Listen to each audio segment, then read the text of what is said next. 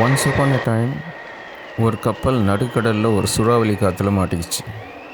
கப்பலில் இருந்த வியாபாரிங்க என்ன செய்யுதுன்னு தெரியாமல் முழிச்சிட்டு இருந்தாங்க. கடைசியாக சிலர் கடவுள்கிட்ட வேண்ட ஆரம்பித்தாங்க. அதில் ஒருத்தர், கடவுளே என்னை எப்படியாவது காப்பாற்று, நான் கரை சேர்ந்ததும் உனக்கு ஒரு பெரிய திருவிழா எடுக்கிறேன் அப்படின்னு சொன்னார். இதை நோட்டீஸ் பண்ண இன்னொருத்தர், கடவுளே நான் உனக்கு 100 தங்க காசு டொனேட் பண்ணுறேன் அப்படின்னு சொன்னார். இப்படியா பல பேர் பல டீலிங்ஸ் பண்ணிகிட்டு இருந்தாங்க. அதே கப்பலில் ஒரு சுஃபி ஞானியும் ட்ராவல் பண்ணிகிட்டு இருந்தார். அவர் முகத்தில் எந்த பதட்டமும் தெரியல.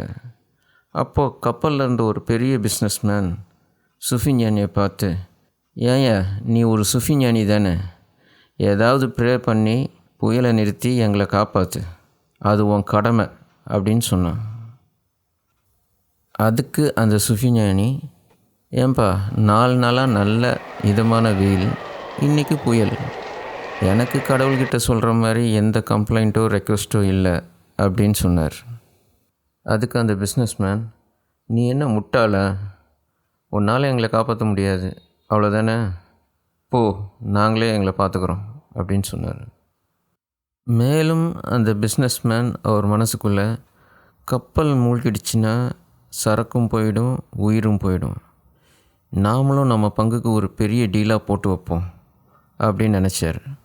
உடனே கடவுள்கிட்ட, கடவுளே நான் என்னோடய ஃபேவரட் மார்பிள் பேலஸை உனக்கு எழுதி தரேன், எங்களை எப்படியாவது காப்பாற்று அப்படின்னு சொன்னார். அவர் சொன்ன உடனே புயல் நின்றுடுச்சு. எல்லாருக்கும் ஆச்சரியம், எல்லோரும் ரொம்ப சந்தோஷப்பட்டாங்க, பிஸ்னஸ்மேனை பாராட்டினாங்க. ஆனால் அவர் மட்டும் கொஞ்சம் அவசரப்படாமல் இருந்திருந்தால் இந்த பேலஸை காப்பாற்றிருக்கலாம். சரி எப்படியாவது மேனேஜ் பண்ணுவோம் அப்படின்னு நினச்சார். சில நாட்களுக்கு பிறகு ஊரே ஒரு ஸ்பெஷல் காம்போ ஆஃபரை பற்றி பரபரப்பாக பேசிகிட்டு இருந்தாங்க. அந்த ஆஃபர் என்னென்னா, கேட் இன் த பேலஸ். அதோட price value 10,000 gold coins plus 1 silver coin. அங்கே என்ன எழுதியிருக்கு அப்படின்னா, palace 1 silver coin, cat 10,000 gold coins அப்படின்னு ஒரு போர்டில் எழுதி வச்சுருக்காங்க. அப்போது சில வியாபாரிகள், என்னையா இது நான்சென்ஸ் ஆஃபராக இருக்குது அப்படின்னு இந்த பிஸ்னஸ்மேன்கிட்ட கேட்டாங்க.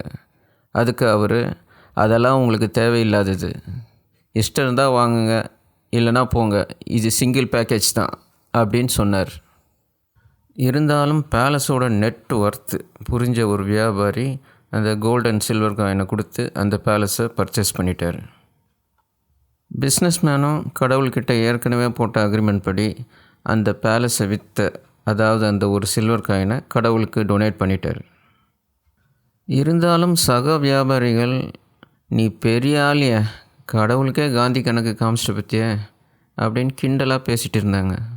நிறுத்துங்க, நானாவது ஏதோ ப்ராமிஸை காப்பாற்றுறதுக்கு ஏதோ செஞ்சேன், நீங்களும் தானே வேண்டிங்க, நீங்கள் யாராவது ஏதாவது செஞ்சீங்களா அப்படின்னு கேட்டார்.